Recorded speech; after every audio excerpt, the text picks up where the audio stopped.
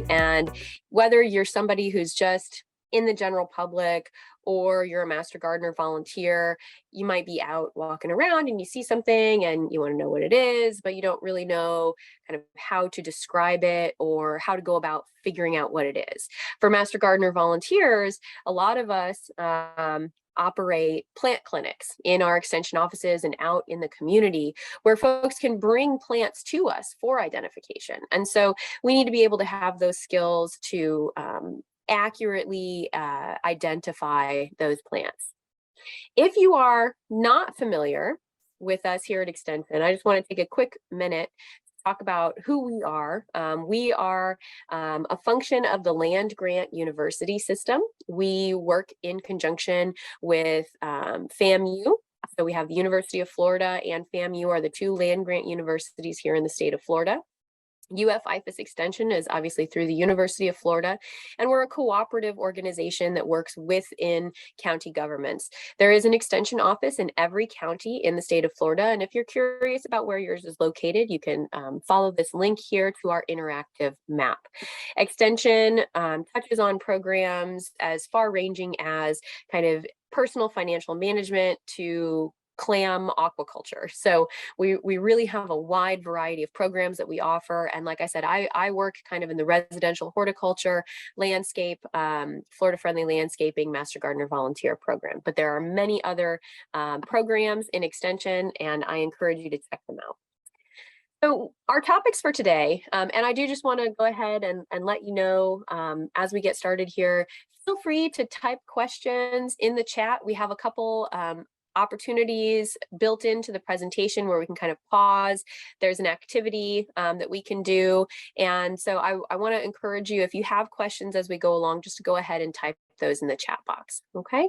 So we're going to talk about how to describe plants, their general forms, growth habits, leaf shape, and flower anatomy, a little bit about binomial nomenclature, so what's in a name, and where do you find some of these species and how is that helpful? And then we're going to have some practice activities throughout, as I said.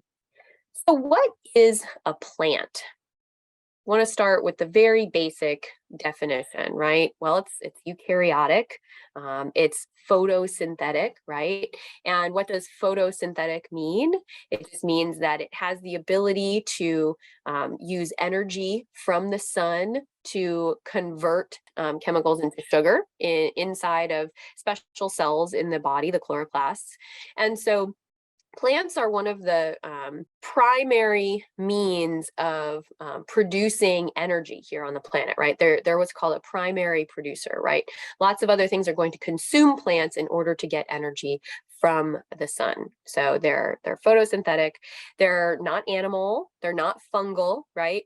We used to have this idea that mushrooms were kind of lumped in with plants. They're kind of like sort of like plants, but not really plants.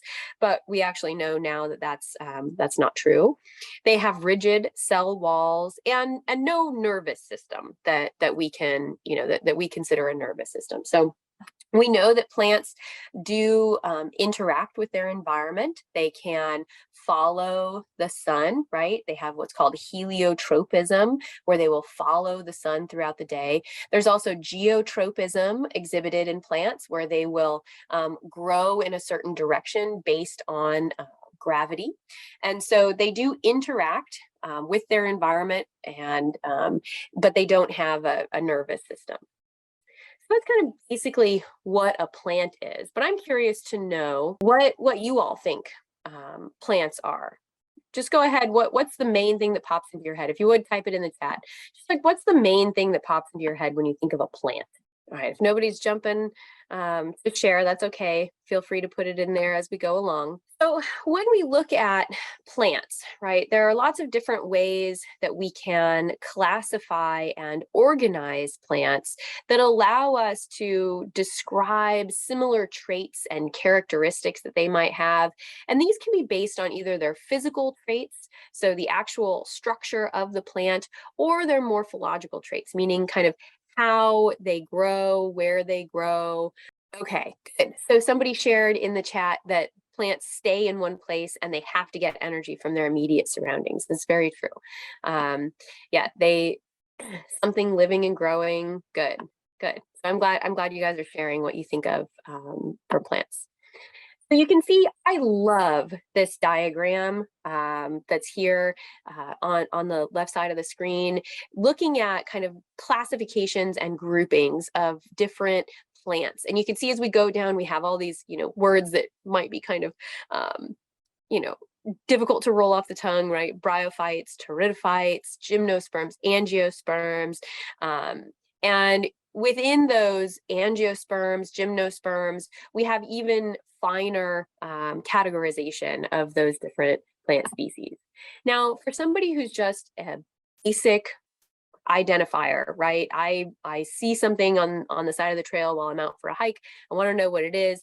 It's not necessarily going to be in my kind of vocabulary to say, I think this is an early diverging eudicot, and so I'm going to go look over here in the dichotomous key, right? That's not usually where we go to first, right? We usually are looking at those physical and morphological traits. So what color is the flower?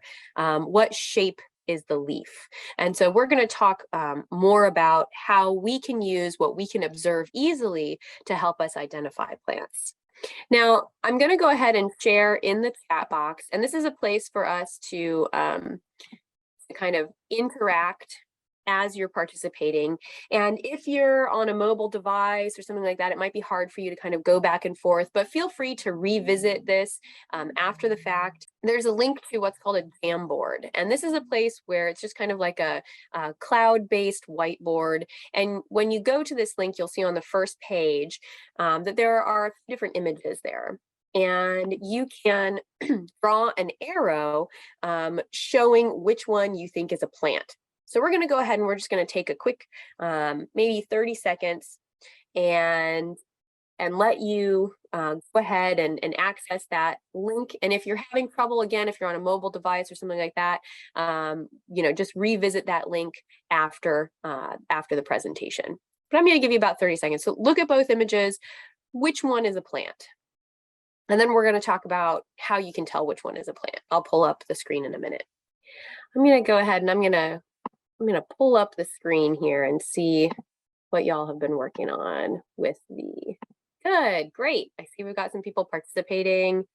Excellent. I'll go ahead and share this screen so that folks who are maybe on a mobile device who can't access it can see what other people are working on right now. So here's the Jamboard, and you can see that people are drawing arrows pointing to the plants. And so we're going to talk really quickly about how we kind of know that these things are plants, right? And I think that right off the bat, we associate the color green with plants. And the reason we do that is because green is associated with chemical chlorophyll, which is found in the chloroplast, which is where photosynthesis occurs. And so when we see green, it's plant, right? We immediately think plant. So you can see on the far left side, we have a fern. In the middle, we have an orchid. And on the right-hand side, we have a non-plant, we have a mushroom. This is a jack-o'-lantern mushroom. And so good. So we had a couple people participate and they were able to correctly identify which ones were the plants. So when we talk about how to identify plants, I always like to remind people that we can learn a lot about a plant by looking at its form, because the form is going to inform its function, right? If we see a cactus has a very specific form because of the environment in which it lives. And it has the ability to store a lot of water inside of its tissues. The same goes for the trees in the top right image. They're able to store a lot of water in the trunks of their trees. They live in a very arid environment, right? Now, the fern in the bottom left-hand corner, this is going to have a different form based on its function, right? It's going to live more often in shady environments. It's going to have a different means of dispersing its seed or its spore, right? And so these different plants, they have these different shapes, these different forms, because they have different functions in their environment, or their environment puts certain pressures on them to cause them to have these different shapes and structures. So we have a lot of different words that we can use to describe form. We have sprawling, upright, herbaceous, prostrate, shrub-like, right? You can probably think of lots more. But these words that we use to describe form are going to be a way for us to help identify a plant, right? If we know that it is a purple flowered, upright, shrub-like plant, and we found it in in somebody's yard, it's going to help us identify it by knowing that form.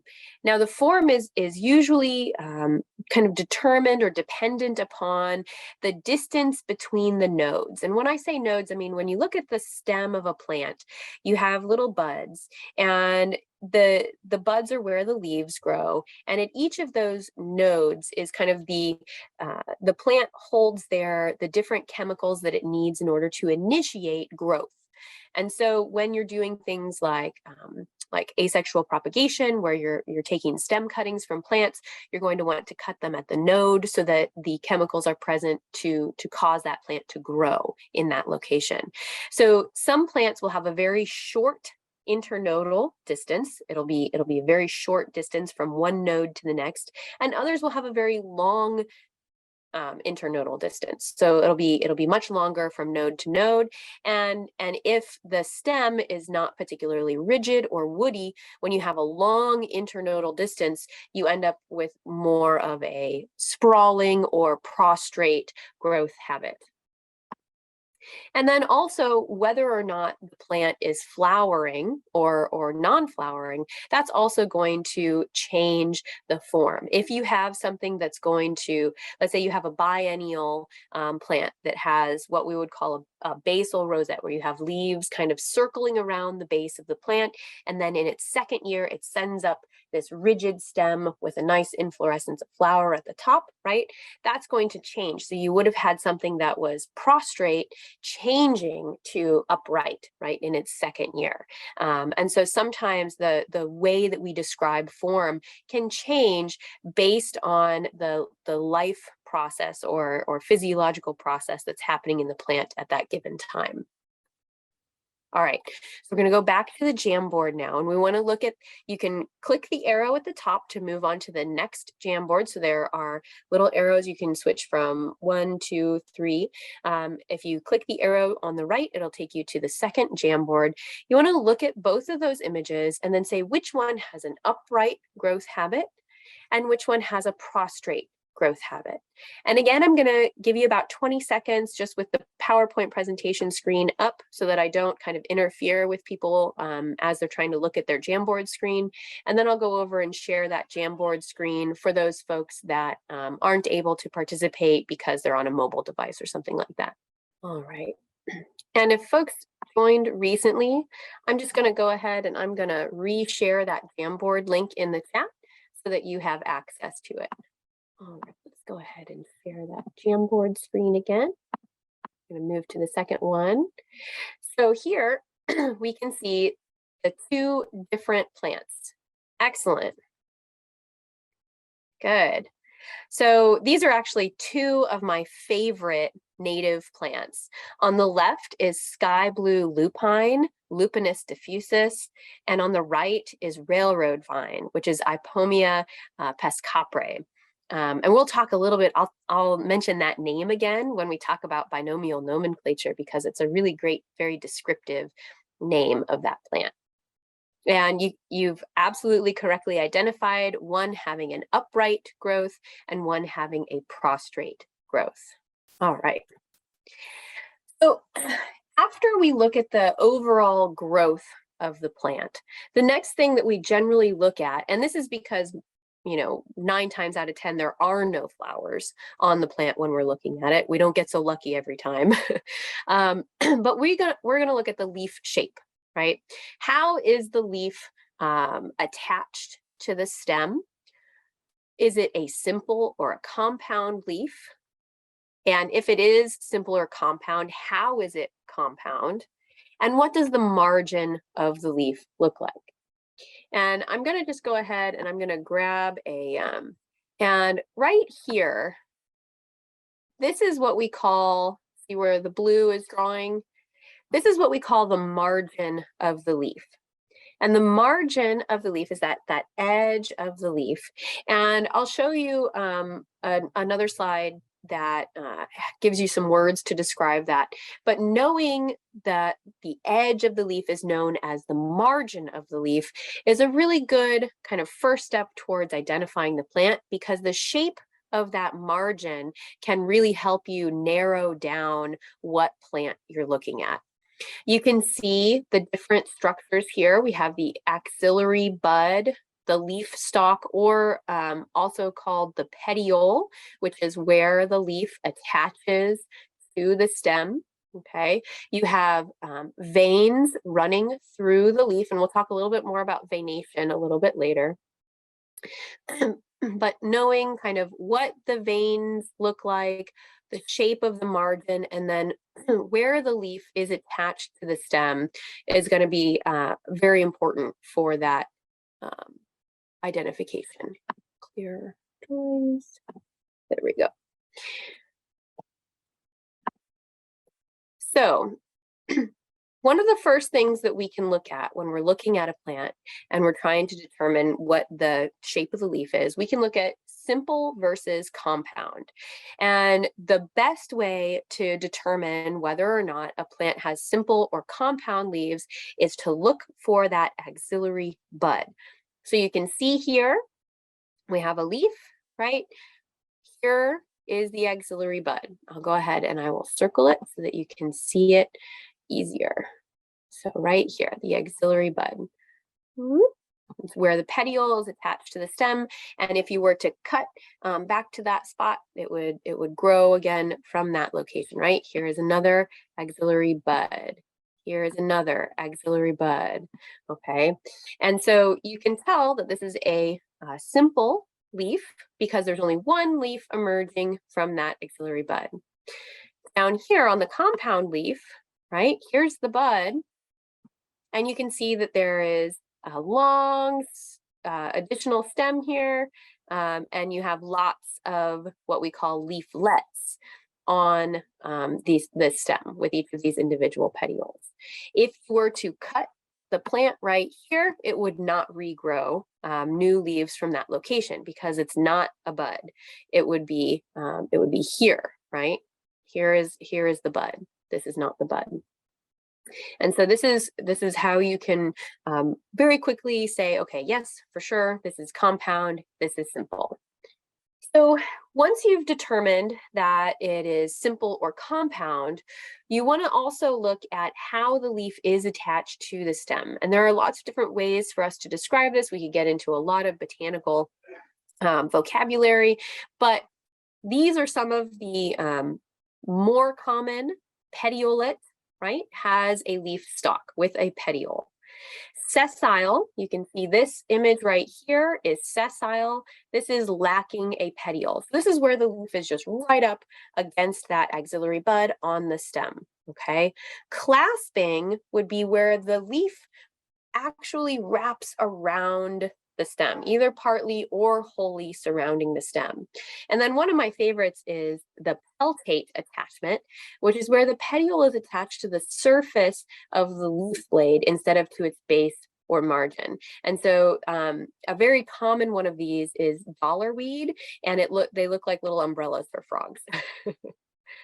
Here are some common leaf shapes. Now, these are not ways to describe the leaf margin. These are ways to describe the actual shape of the leaf. So you can see we have linear, orbicular, oblong, ovate, obovate, and you can really get into a lot of a very long rabbit hole looking at the different ways to describe leaf shapes. Can anybody name a leaf that has an orbicular leaf shape? It's very common here in Southwest Florida. We find it in coastal areas. Ah, very good, Joan or Joanne. Sea grape, exactly. It has that orbicular, very large and round leaf shape. So these are just some of the ways. And again, when you look to identify, you're going to use a combination of all of these different characteristics to help you narrow down your plant. Now is the leaf margin. You can see that there are lots of different words again to describe. Entire is going to be entirely smooth. So the margin of the leaf is going to be completely smooth. You're not going to notice any undulation or serration that looks like toothed margins. And you can see that, we have kind of entire, undulate, finely serrate, coarsely serrate, doubly serrate. And we get into a lot more, again, vocabulary. Lobed. There are lots of different ways that leaf margins can be lobed, just as there are lots of different ways that leaf margins can be serrate. I want to take a second. We were talking about leaf veination a little bit earlier. And I just want to diverge for a moment and talk about whether or not a plant is a monocot. Okay, so to be or not to be a monocot. And in plants, we can have dicots or monocots. And this refers to how many seed leaves emerge from the germinating seed.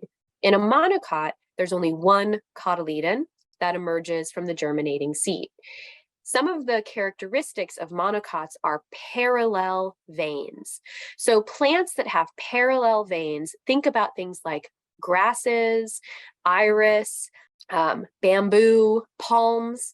These are all monocots, and they're going to have some similar characteristics. So when you're looking at a plant and you notice that it has that parallel veination, that's a good indication that it's a monocot, and that will also help you in your identification. All right, so we're going to go ahead and we're going to go back to the Jamboard again. I'm going to give you about 20 seconds while we're on this screen, and then I'll share the Jamboard screen. But we're going to look at both of the images. So this is on the third of the Jamboard. So you'll click that right arrow to get to the third board. Look at both images. You can either type a description of the leaf shape or just note it to yourself, and then point and draw an arrow to which one is a monocot. So which of those two images is a monocot? Excellent, very good. Okay, so if we were to describe the leaf shape, I think that this is very obviously a monocot, right? It has that parallel veination. Anybody know what this plant is? It's actually called bear grass, or Yucca filiformis. So it's a native yucca that we have here in Florida, and that's going to be our monocot.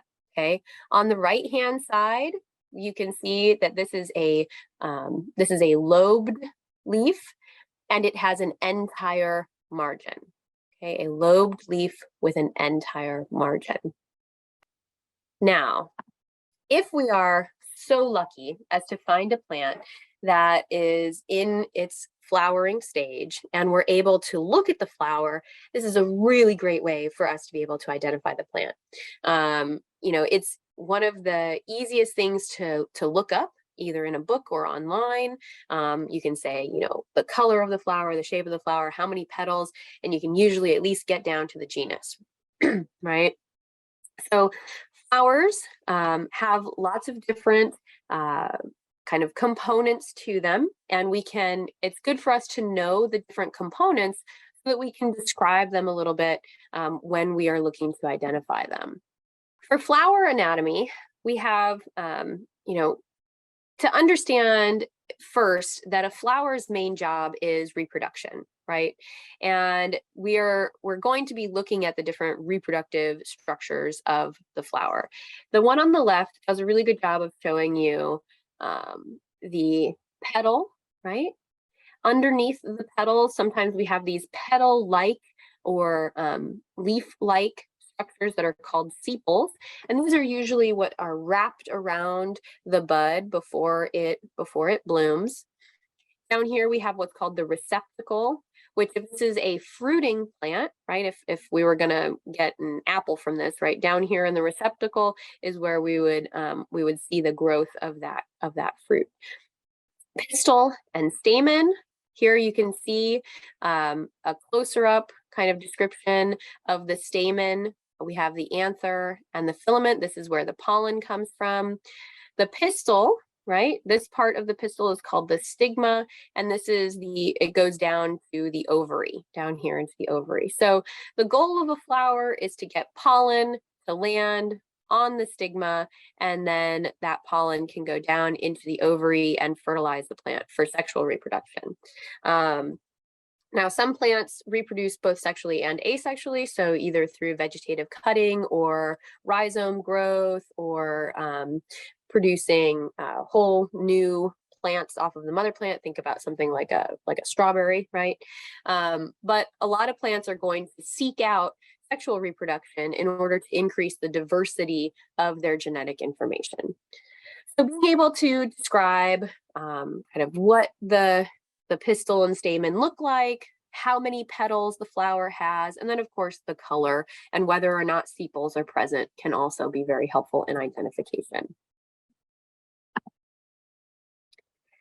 There is tremendous variety, as you can see in these images, in flower shape and structure. Some things that we think are flowers don't end up being flowers. There are some of our grasses can have as many as 3,000 flowers on a single kind of flower head or inflorescence. And so, you know, one of the things we have to learn is just, you know, look at what we have, try to determine whether or not it's a flower, and then you know, and then use the words that we have as best we can to describe what we're seeing.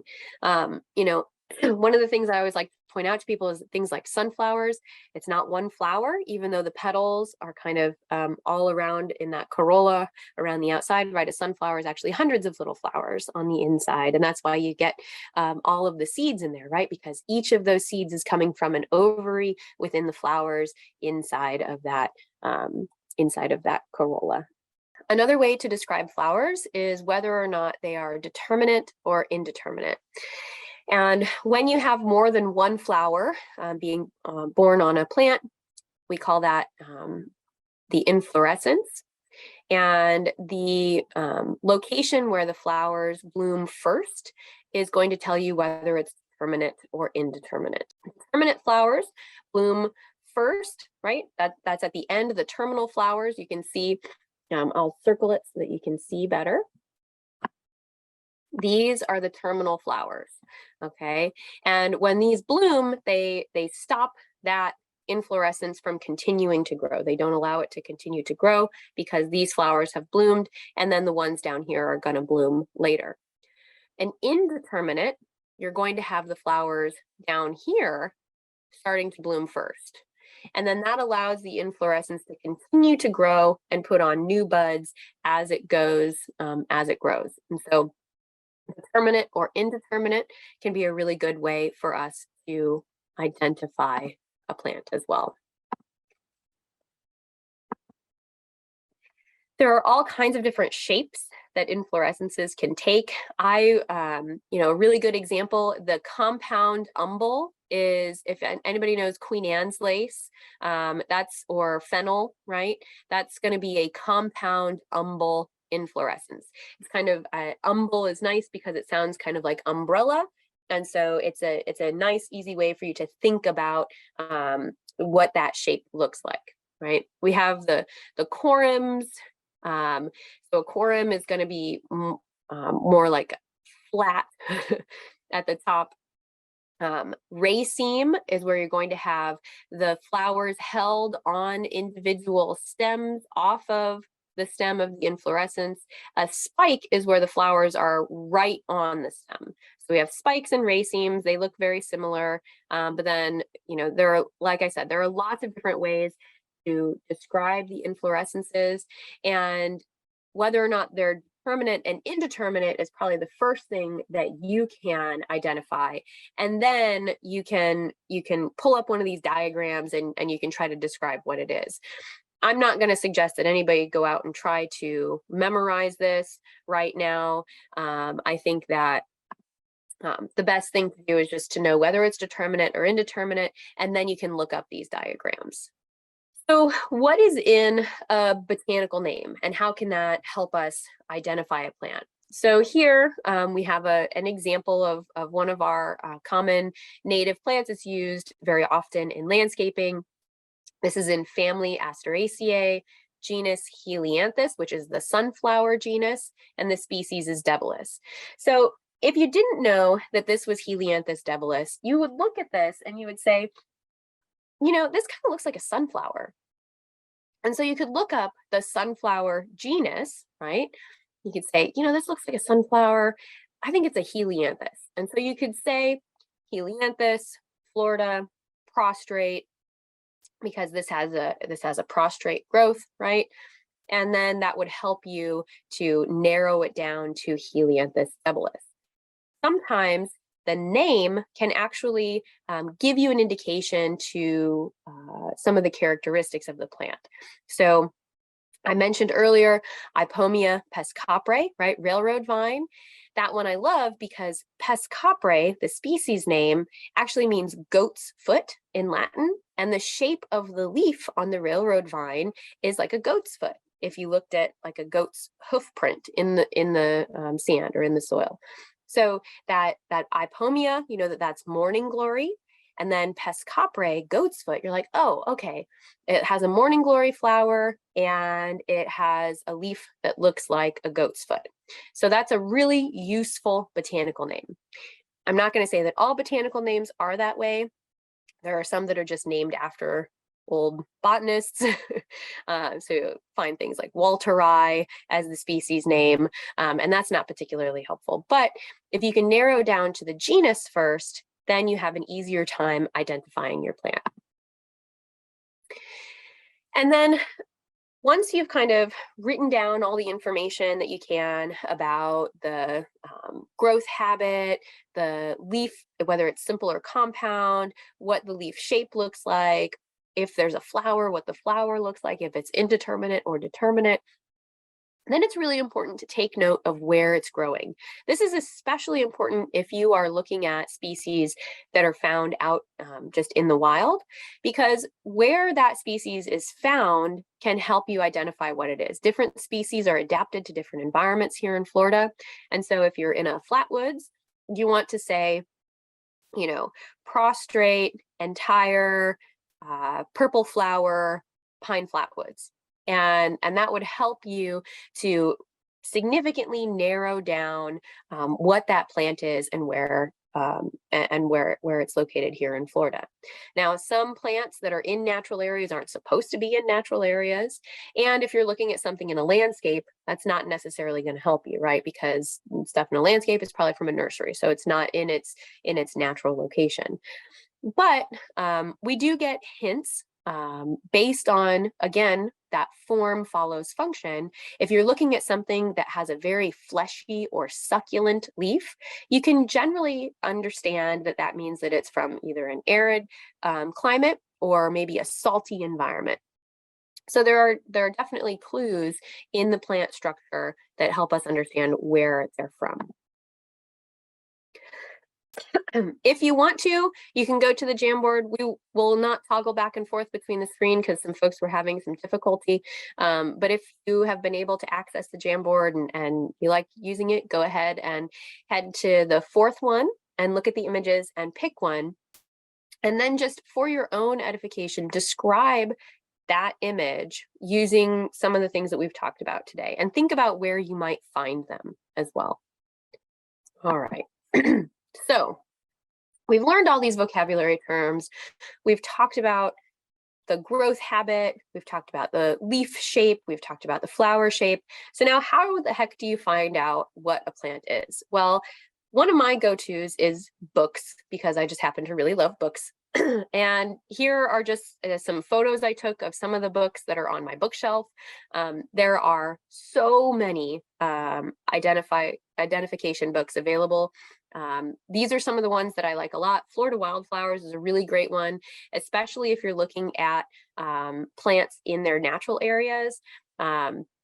The Shrubs and Woody Vines of Florida is another good one. This is Trees of Florida, the one with the cabbage palm on it. Guide to Florida's Native Plants is another good one. And that one is organized by ecosystem type. And so that's a really nice way to have it organized. And then if you really get into the botanical nomenclature and you want to go for it, the Guide to the Vascular Plants of Florida is what's called a dichotomous key, which is where it lets you kind of describe those plants in a botanical fashion, and it's a, like a flow chart that helps lead you to the correct name of that plant. And one of the things I'll do with books, if I really don't have a great idea what I'm looking for, I'll just start to flip through the book and see if I can find things that have a similar leaf shape or a similar flower structure. And then I'll use that to kind of narrow down to that genus level and then go from there. If you're going to be doing an online search, I recommend enter those key identifying characteristics. So the things that are really easy for you to see, like it has red flowers, it has finely serrate margins, right? Include the location where it was found. And then when you do your search, go over to the images tab and click on that images tab and just start scrolling through those images and see if you can find something that looks similar. If you find something that's similar, click on it, see what genus it's in, and then try to go from there. And then I get this question all the time: what about apps? Well, there are 3 apps that are pretty good for plant identification, and my favorite one is iNaturalist.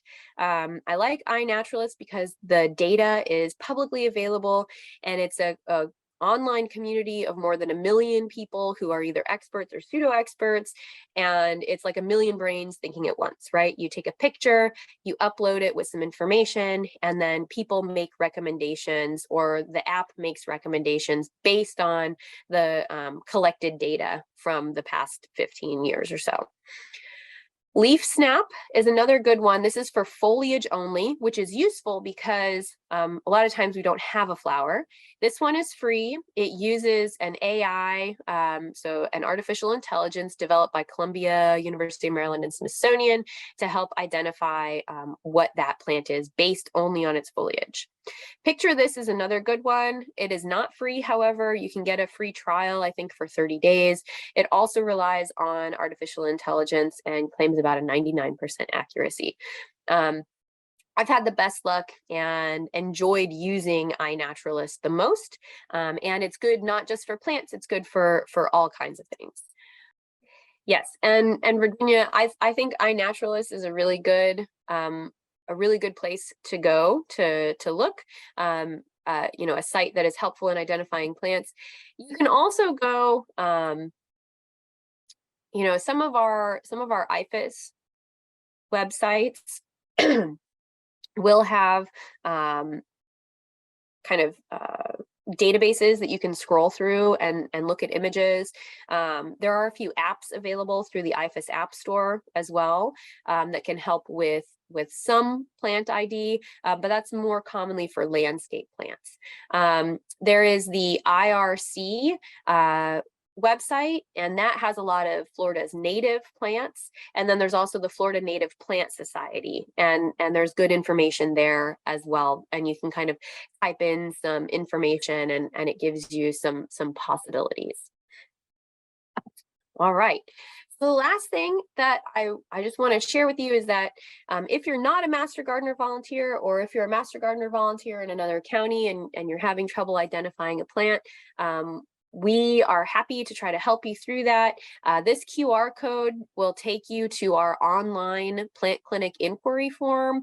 Basically, it just gives you the opportunity you can scan this, you can upload a photo, and we'll have our Master Gardener volunteers try to identify the plant. If they can't do it, I will identify the plant if I can. And if I can't do it, then I'll send it to Mark Frank, who is our University of Florida herbarium curator, and he's kind of our go-to botanist. And he recently answered a really interesting question about a plant that had been parasitized by a fungus, and so it caused it to grow in this really strange way. So he's great at kind of Sherlock Holmesing his way through plant ID if the Master Gardeners or the agent can't figure it out. So there is, Anita asked a question about an online system available for identifying weeds in our area. There is an app. It's an agro. I'll have to try to look that up. but it's specifically for agricultural weeds, and it's one where it's free and you can snap a photo, and it gives you, it helps you identify weeds, but more often it's weeds in agricultural areas, Anita, but it might be helpful for you. So you could look for, type into your search bar like agro weeds app, and that would probably get you to the right location. And with that, here are some references. And I am happy to answer any other questions you might have. Yep. Yeah, I would say, Anita, if you're looking to identify a weed in your lawn, then just go ahead and here, let me share this again. And let me put up that QR code again. Just go ahead and scan this QR code here and send us the picture, and we'll try to help you out. If you can't access the QR code to submit a plant question, here's the direct link to that survey. And you're very welcome. Thank you so much for being here today and listening to me. And we'll see you at the next webinar. Everybody have a great day.